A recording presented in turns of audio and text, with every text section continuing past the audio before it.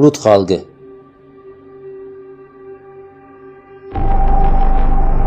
Şeytanla Allaha sığınıram. Lut qövmü də xəbərdarlıqları yalan saydı. Biz onların üstünə qasırğa ilə bircə daşlar göndərdik.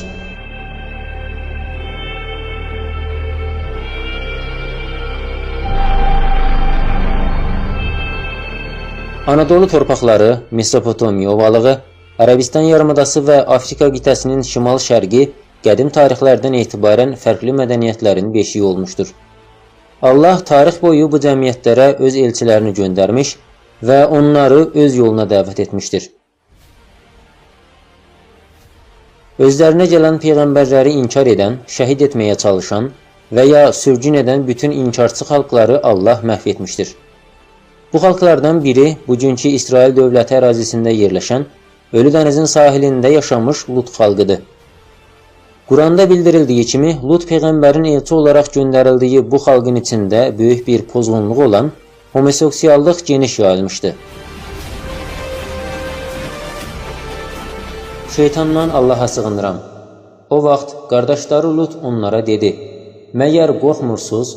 Həqiqətən mən sizin üçün etibar edilməli bir elçiyəm. Allahdan qorxun və mənə itaat edin.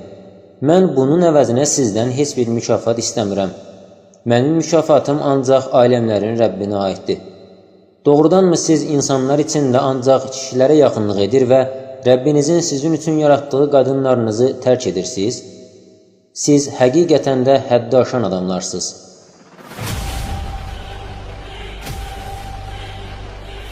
Həzrəti Lut xalqına bu pozğunluqdan imtina etmələrini söylədikdə və Allahın əmrlərini təbliğ etdikdə, onun peyğəmbərliyini inkar edib pozğunluqlarına davam etdilər.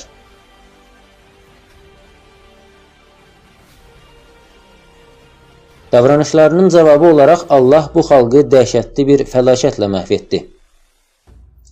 İndi Quran-ı Kərimdə bəhs edilən bu xalqla əlaqədar bugün aşkara çıxarılan arxeoloji dəlilləri birlikdə araşdıraq.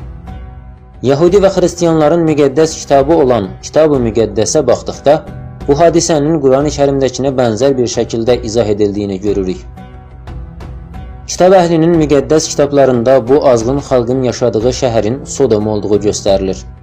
Arxeoloji qazıntılardan əldə edilən tapıntılara görə bu şəhər İsrail və İordaniya sərhədlərində yerləşən Ölü dənizin yaxınlıqlarında qurulmuşdu. Ərazidə araşdırma aparan arxeoloqlar burada baş verən böyük fəlakət barədə dəlillər əldə etdilər. Xüsusilə tapılan insan skeletləri üzərində güclü